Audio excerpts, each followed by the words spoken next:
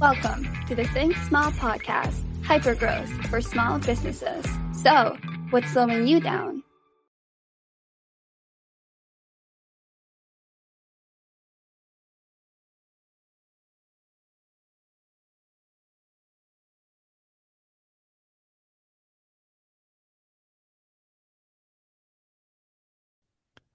Well, good morning, everybody. This is Rob Godlewski with the Think Small podcast. And today our guest is Bruce Currin. Bruce is the CEO of Sunrise IT Solutions Group based out of Texas. Bruce, thanks so much for being here today on the Think Small podcast. Yeah, I love being here. Appreciate you bringing me in. Thanks, Rob. Absolutely, Bruce. Well, listen, I'm really intrigued by your business and how you got started. So first of all, tell our audience, what the business is all about, what you do, what problems you solve, and then we can talk about how you got into this line of work. Oh, yes, definitely. So yeah, we've been in business for 19 years. We stay primarily focused on cabling infrastructure projects. As people may know, as you're doing a cabling project for a company, they ask you to do a bunch of other stuff, and we don't turn it down. We do quite a bit of stuff. So the biggest thing about the business I've been in is we stay honest with our customers. We give them a great product, and customer service is always for us the top of the notch. And repeat business is really what we're after with everybody we talk to and everybody we work with. And that's kind of our sweet spot is getting in a one-time project, and they love how we operate. They love our prices, and they just keep throwing work at us. So. Wow, wow. So you and a couple partners started this business, like you said, about 19 years ago. And you kind of started this business out of seeing kind of a void in the marketplace, right? Tell us more about that. Yeah, so I've done a little bit of morphing and adapting over the years. So we started out as a data center migration company.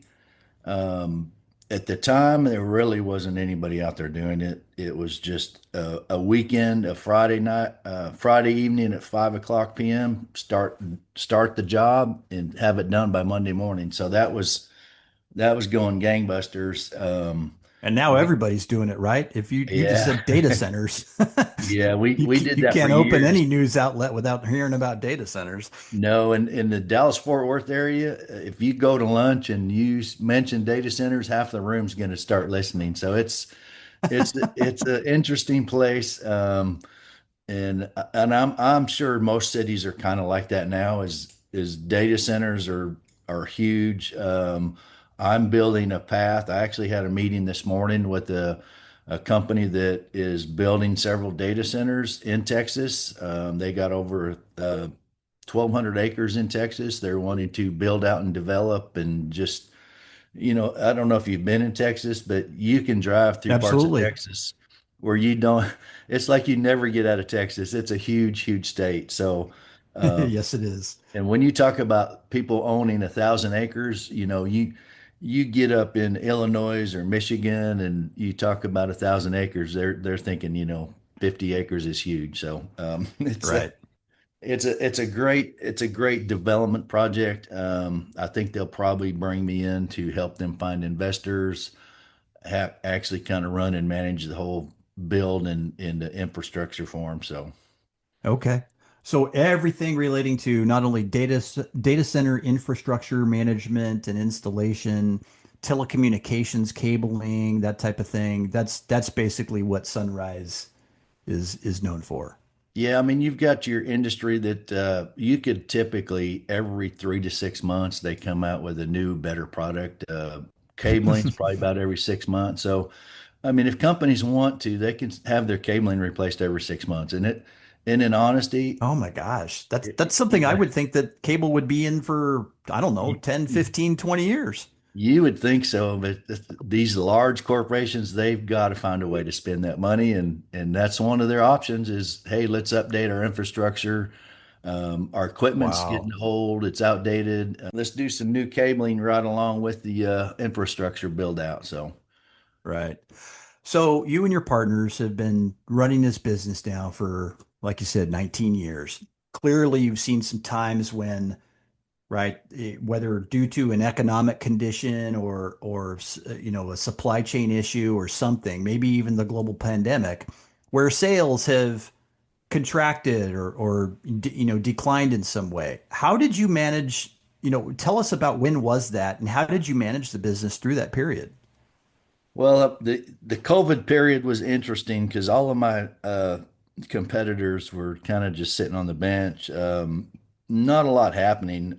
We were tapped into the prison industry, so we were we were in tight with TDCJ, Texas Department of Criminal Justice. Wow. Their work didn't stop. Their work didn't slow down. So we were doing very well during COVID. Um, we were we were working in 104 prisons within Texas, upgrading their cabling, their fiber optics. Then they came out issuing iPads to the inmates so they had to install wireless access points through the prisons. So now the I inmates just got I just read about that. Yeah. yeah, yeah. So they got new iPads, and it's a great tool for the prison. It's a hey, if you don't behave, we'll take away your iPad, just like you do your kids, you know. So it's a Right. it's Right. interesting, and they can rent movies on there. They can video chat with their family, and yeah, it's a great source because if you remember the older days where they had the on the wall phones for the inmates, Sure. you'd have maybe at the most six phones in a room for 200 people. So, well, that's only six phone calls. So your revenue from that business is very limited. Now it's unlimited. So, Right. yeah. Interesting. So how were you able to manage the business through that period of lower revenues? So that period, the biggest challenge for us was the materials. The material cost went up over 300% for pretty much everybody. Um, and it was a huge planning effort because if you knew you needed a specific product, you didn't wait to order it. You ordered it 3, 4 months in advance to make sure you had it. So and then you had other avenues too, to where you could reach out to some competitors that had a warehouse full of stuff and see if they weren't doing any work, you could purchase from them, that type of thing. So you just had to learn to be creative, and always trying to think outside the box and doing the best thing you can from day to day. So that's always helped us out, and we don't try to ever burn a bridge. We try to leave every project and customer super happy. So when I reach out to somebody, they're willing to help me because they knew we helped them out a lot. So That's great. So during this time, about how many employees did the company employ? we were up to 125 employees during that time. Oh, wow. So Wow. we were Was we there were ever a time when you had to like let some folks go because of the downturn or? Oh yes, after that, those couple major projects wound down. We cut back to between 30 and 40 technicians total. So Oh, so we wow. we kind of right in that range right now. Depends on how busy we are, and with Trump coming in, and the market is just opened up tremendously. So we've got tons and tons of work. I probably see 25 to 30 jobs a day come across my email. And there's only so much you can do. So it's like, My goodness. so it's just trying to keep up with that. And we're not a shy company. We'll take on the small projects, the medium and the super large projects. I mean, I've got projects in Mexico that's in the development stage. That's probably 3 to 6 months out before it actually engages and I get a purchase order. Hmm. So, but that's probably going to bring me into another 60 to 80 technicians just on that one project. So if I'm not mistaken, most of your labor, your technician labor is more of on a contract basis. Is that right? So you can flex that side of your your SG&A pretty easily, right? Yeah, I can grow pretty rapidly and quickly anywhere in the United States and worldwide. And there's a reason for that is years ago when I was using staffing agencies to help me with projects, they were so greedy and so expensive. I kind of said, you know what? I'm just going to do this myself. So 5 years ago, I'd started a staffing agency, and we get Oh my a hun- gosh, Bruce. yeah, so we get 100% of all of our skill set from them. Um, it reduces our overhead cost, it reduces our Yeah. insurance cost, and I just get an invoice. I've got a 800,000 plus square foot school we're doing right now, and I got six guys out there, 12 hours a day, 6 days a week, and then Wow. it's just a weekly invoice to me, and I just keep going. So That's incredible. So you found an opportunity to expand into a completely different service offering that serves your business and enables you to, essentially eliminate a middleman for the services you desperately needed.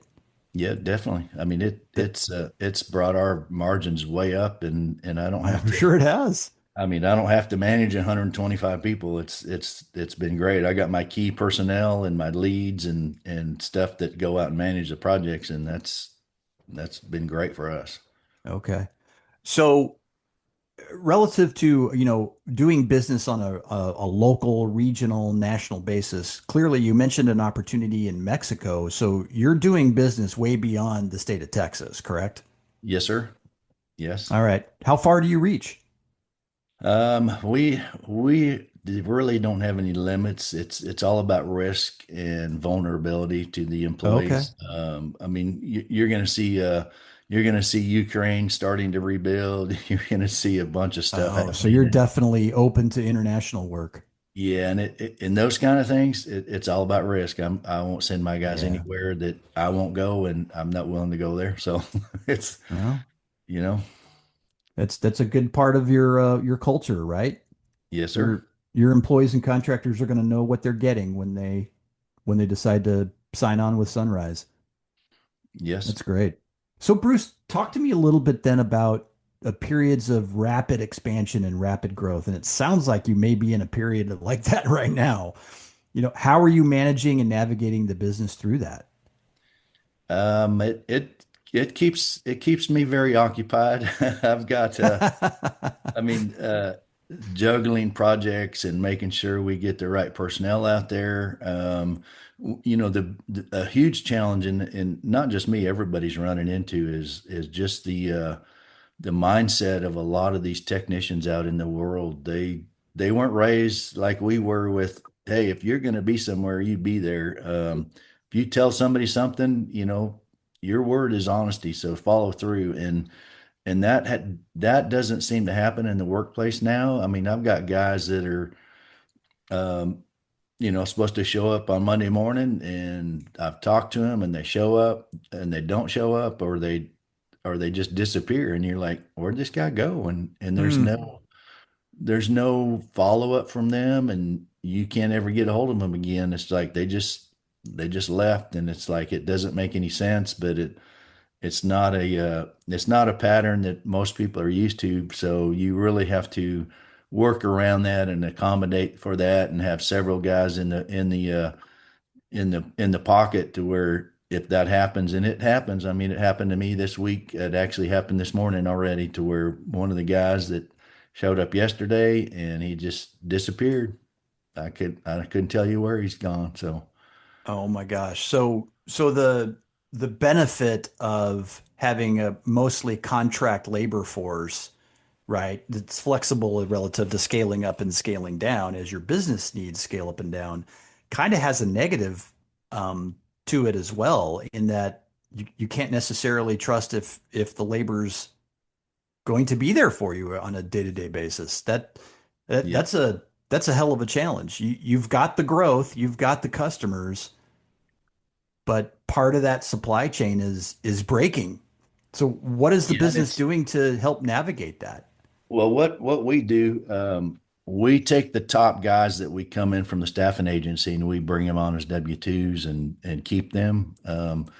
So we always got a core set of people that we can move around and transition into a spot where somebody didn't show up. Um, so it works out. I mean, like I said, you just have to adapt and learn from the mistakes, and that happens. I mean, you just have to be prepared for it. And then the guys you do get in there, and I typically hire a person that is looking for a career and support for his family. Somebody that tells me they're just looking for a paycheck, they're not going to work for me. I mean, Yeah. that's not interest to me because that just tells me they're going to go somewhere else tomorrow for 25 cents more an hour. And I don't Right. need that. So I'm looking for guys that are vested and want to stay and want to have a long-term path with us. So So let me ask you this, Bruce. Your business is helping your customers build out the AI infrastructure, right? In data centers and everything else. Uh, are you using artificial intelligence inside your own business? Are you using it at all, and how are you using it?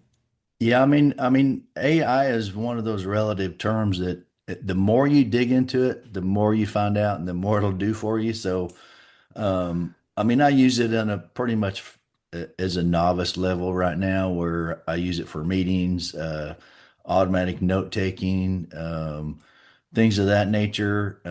There's processes out there where I could start using more of the AI to do my estimating functions. So it's more of it's like I do when we do a camera project, and they want AI cameras and they start looking at the functionality that an AI camera can do. It's almost endless of what you can tell that camera to do. So you have to almost have a cutting off point to say, okay, here's the five functions we're going to do for this camera, and then going forward, you guys can do your own programming and add whatever you want in there for it. So.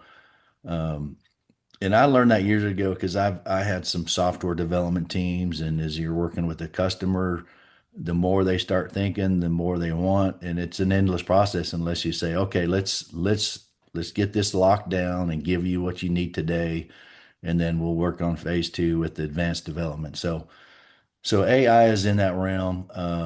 With your massive amount of data centers being built across the United States and worldwide, it's really tough on the the the the employees, the pool of employees that are available because they're paying these guys a ton of money.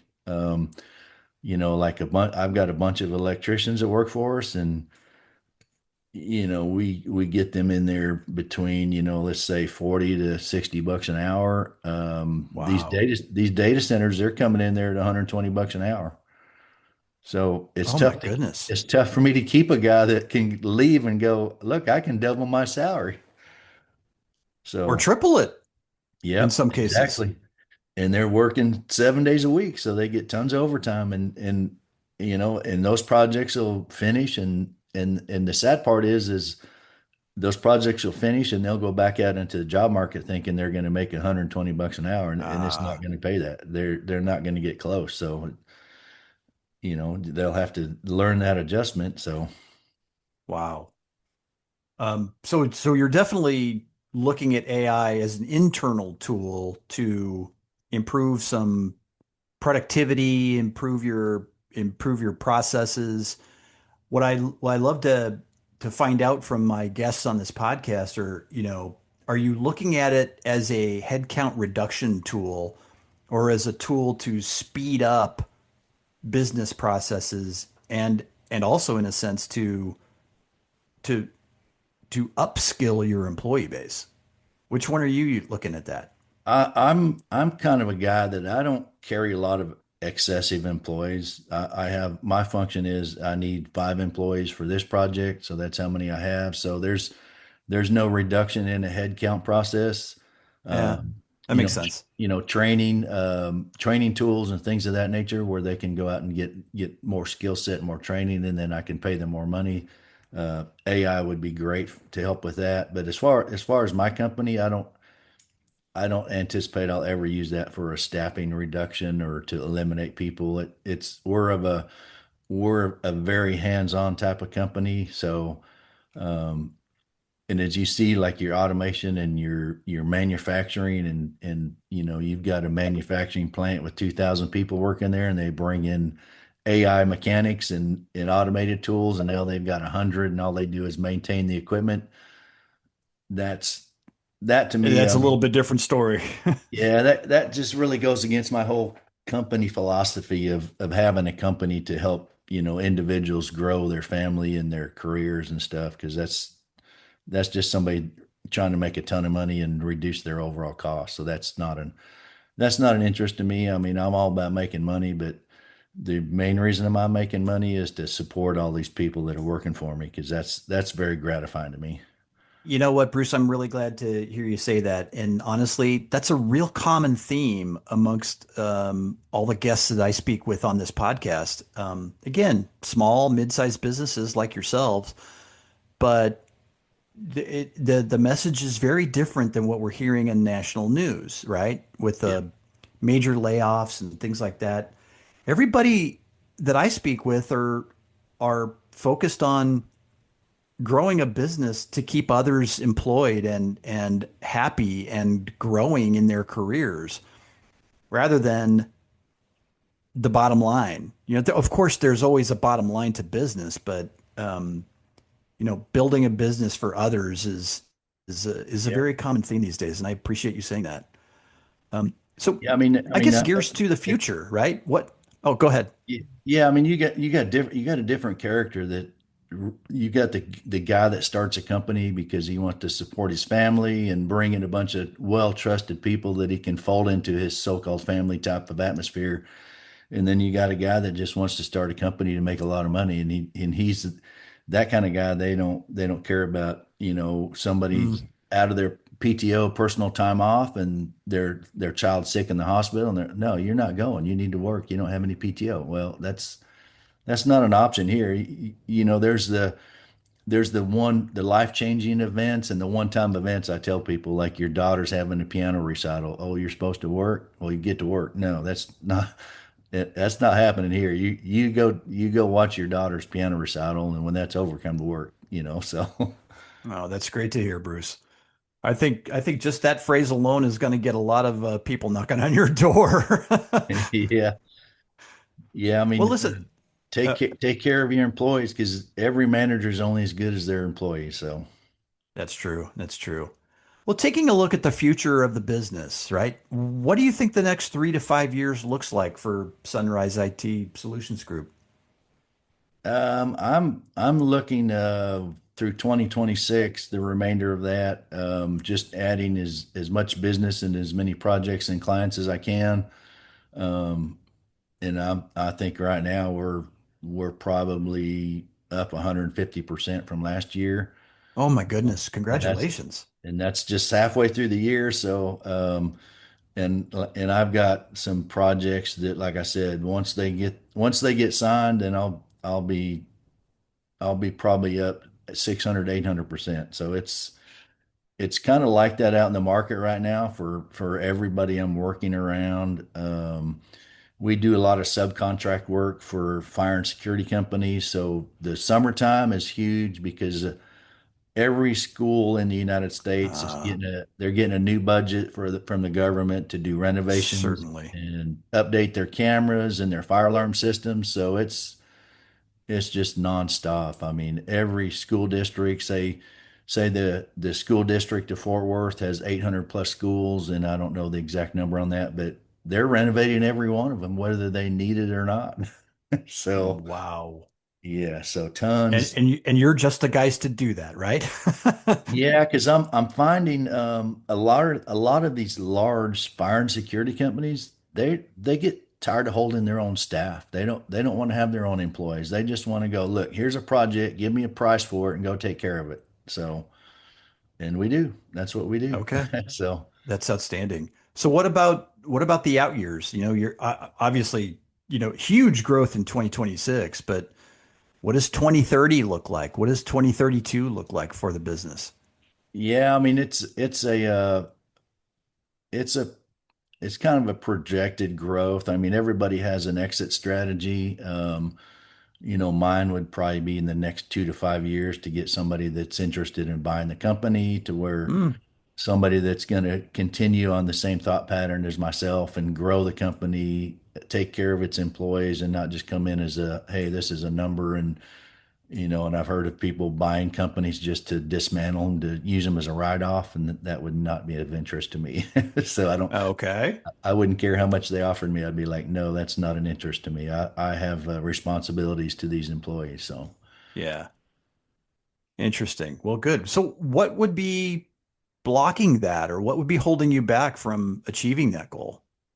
I mean, nothing. I mean, it's something I can, develop pretty rapidly. I mean, the big thing right now, anybody trying to target selling their company, they they really kind of they need to get a good game plan in on what that entails and what they need to do. So, um, and I, like I said, I've got a bunch of projects I'm working on in the next couple months that, would excel me way past anybody that would have an offer to where they'd have to come real serious, because I'll be making a ton of money this towards the end of this year. So, Okay. Well, good for you. And it sounds like you're definitely earning it. So more power to you.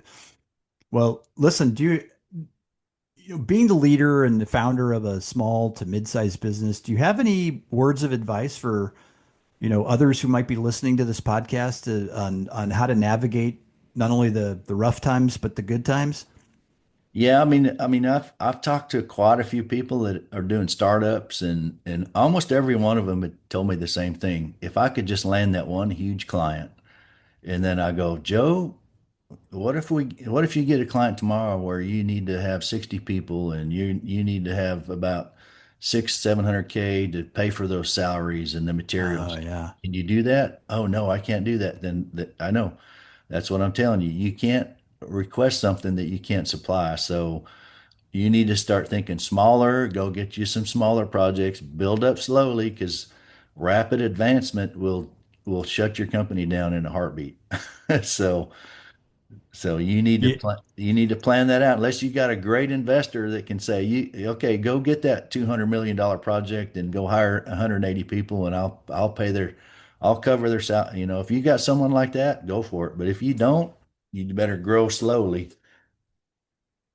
Bruce, I just spoke to someone earlier this week that referenced the movie Moneyball, right? Yes. Remember Moneyball with the Oakland A's, who had a very small Oh yeah. budget, Yep. competing with the New York Yankees, who had a huge budget. And they finally decided we can't play the same game. We have to hit singles.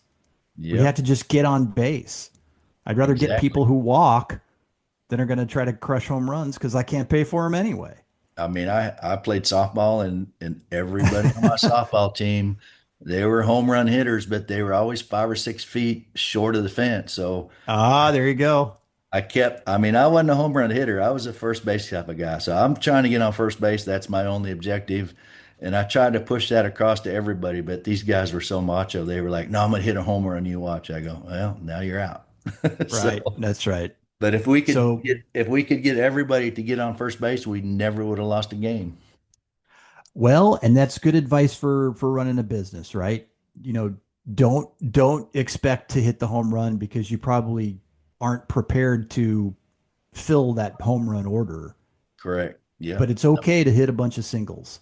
You got to know when to say no. I mean, you're going to get opportunities that's going to pull you from 5 employees to 60. And if you can't calculate the salary, the insurance, and all the taxes on that, you're not going to be successful. So, Bruce, that's some really great advice and probably a great place to finish our conversation.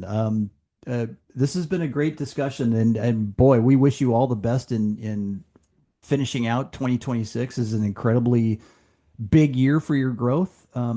Bruce Currin, CEO of Sunrise IT Solutions Group. Thank you very much for joining me on the Think Small podcast today. excellent. I really appreciate your time, and you have a great week. Welcome to the Think Small podcast, hypergrowth for small businesses. So, what's slowing you down?